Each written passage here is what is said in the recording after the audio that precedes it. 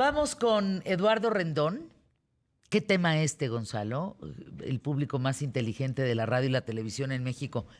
Eduardo Rendón es subdirector de ecosistemas terrestres para World Wildlife Fund México. Es www.wwf.org.mx. Les quiero decir que el pasado 21 de julio, si ustedes no están enterados, y si sí, confirmen la información, la mariposa conmigo, ¿no? La mariposa monarca ingresó a la lista de especies en peligro de extinción. Y esto es para generarnos a todos un nudo en la garganta de tristeza. Eduardo, ¿por qué? ¿De acuerdo con qué unión internacional? ¿Quién determinó que la mariposa monarca había entrado en la lista de especies en peligro de extinción?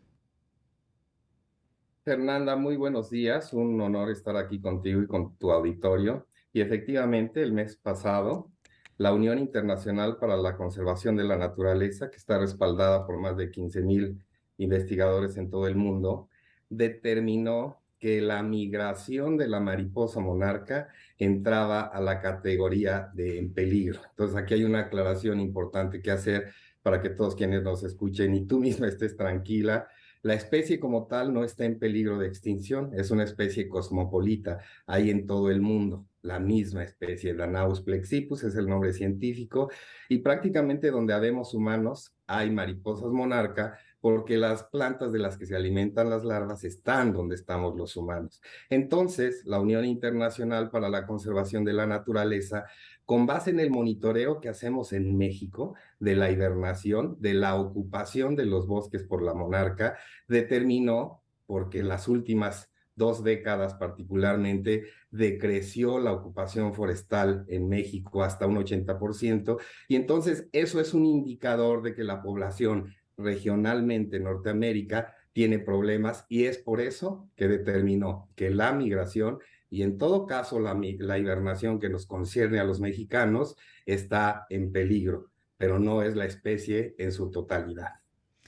Eh, ¿Qué dicen las autoridades de Canadá? ¿Qué dicen las autoridades de Estados Unidos? ¿Estamos trabajando en conjunto o cada país por su lado? Porque la ruta es la ruta de un animal que sigue esa ruta por naturaleza, por instinto, y que la mano humana, pues, o sea, la mano, pues, no puede alterarla, ¿no? Fíjate que es muy interesante lo que me preguntas, porque yo se los voy a decir claramente con base en la experiencia que tengo trabajando en la mariposa monarca hace 30 años. La categorización por la UICN es como un llamado, no de atención, es a la atención de los gobiernos de los 3 países, porque bien dices, la monarca no es exclusiva cuando está hibernando de México. Monarcas vienen de Canadá y de Estados Unidos. Para ponerles en perspectiva esta historia, las que vienen de más lejos, que es desde el sur de Canadá, porque vienen de allá y también el centro y norte de Estados Unidos, para que quede claro, pueden haber volado hasta 4,200 Claro. kilómetros. Imagínense a un insecto de menos de medio gramo. Un humano de 70 kilos tendría que dar 14,000 vueltas a la Tierra por el Ecuador para igualar la proeza de estas hermosas, vengan de Canadá o de Estados Unidos. Es importante que los 3 países, y eso es lo que creo que la UICN determinó, nos pongamos juntos como lo hemos hecho en buena medida, pero creo que la pandemia sí frenó bastante las actividades que hacíamos, y entonces a lo que nos llama es a redoblar, triplicar o cuadruplicar los esfuerzos, porque si bien estamos logrando cosas importantes en todos los países, es claro que no ha sido suficiente. Ese sería como el llamado a la atención de la UICN. ¿Qué tenemos que hacer? No solo los gobiernos, la sociedad civil organizada, la iniciativa privada y la sociedad civil en general tenemos cosas que hacer al respecto, por supuesto. No nada más es responsabilidad de los gobiernos. Eso es como el significado de trasfondo que la UICN nos comunica con esta recategorización. La ruta de la mariposa monarca, Eduardo Rendón, ¿sigue siendo la misma? ¿No ha cambiado esta ruta por el cambio climático? Fernanda, me das con esta pregunta, con este planteamiento, pie a decirte cuáles son los principales problemas de los por qué la población de la monarca está disminuyendo, que es el factor a fin de cuentas que determina esta recategorización. Fíjate que en el último artículo científico que habla del declinamiento de la monarca, es decir, de la disminución de la población, se publicó en la revista Nature, Ecology and Evolution. Tuve la fortuna de ser parte de este artículo y pudimos determinar que de 1994 al 2003, el factor más importante para esta disminución era ni más ni menos que el uso de herbicidas en los campos de cultivo de soya y de maíz en Estados Unidos, particularmente en el medio oeste de los Estados Unidos. Los granjeros, en el afán de cuidar sus cultivos de soya y de maíz, pensando que las plantas de las que se alimentan las larvas de la monarca son dañinas, compiten contra estas plantas, contra sus cultivos, pues les vierten herbicidas random, el glifosato que antes llamado Monsanto producía, y entonces eliminaba a las plantas de las monarcas, y las monarcas por lo tanto disminuyeron su reproducción hasta en un 53%, cuando la disponibilidad de estas plantas se vio reducida más allá del 70% por este uso indiscriminado de herbicidas.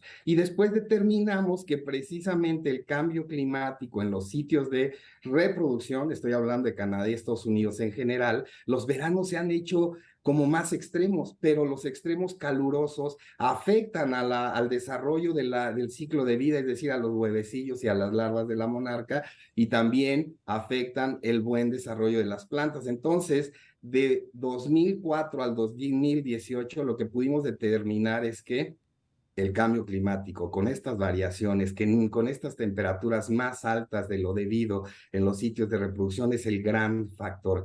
Pero no quiero dejar de mencionar, Fernanda, porque sé que la gente que te escucha es bastante y es muy importante que todos estemos juntos en ello, que también en México tenemos los propios retos. Durante la hibernación tenemos degradación de los bosques histórica. Yo puedo decir que tenemos un resultado determinante en México, y es que prácticamente hemos eliminado la tala clandestina de la zona núcleo de la Reserva de la Biosfera Mariposa Monarca, que es una reserva exprofeso para la protección de los santuarios más importantes de la monarca. 6 santuarios de los 13 que conocemos donde se anidan o donde hibernan prácticamente el 70% histórico de las monarcas, ahora en zona núcleo prácticamente no tiene tala clandestina, como sucedió hace 2 décadas cuando teníamos hasta 500 hectáreas afectadas. Ahora lo máximo que llegamos a tener son 13 hectáreas, 15, y eso de veras, viviendo en la zona de hibernación, es un logro grandísimo, pero el reto es ahora más amplio. No solo hay que proteger la zona núcleo, tenemos que proteger la zona de amortiguamiento y la zona libre, es decir, los bosques de hibernación de la monarca. Y termino diciéndote un dato que te va a parecer muy importante, Fernanda.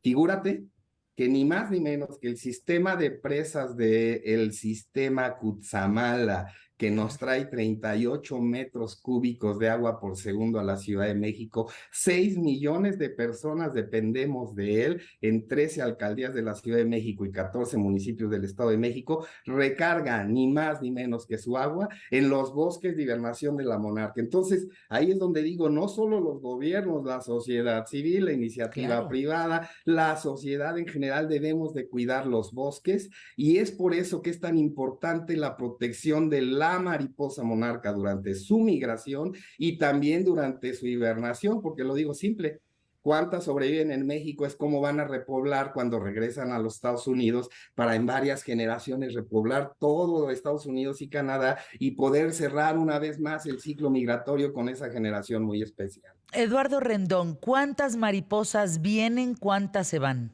Más o menos el censo de mariposa monarca.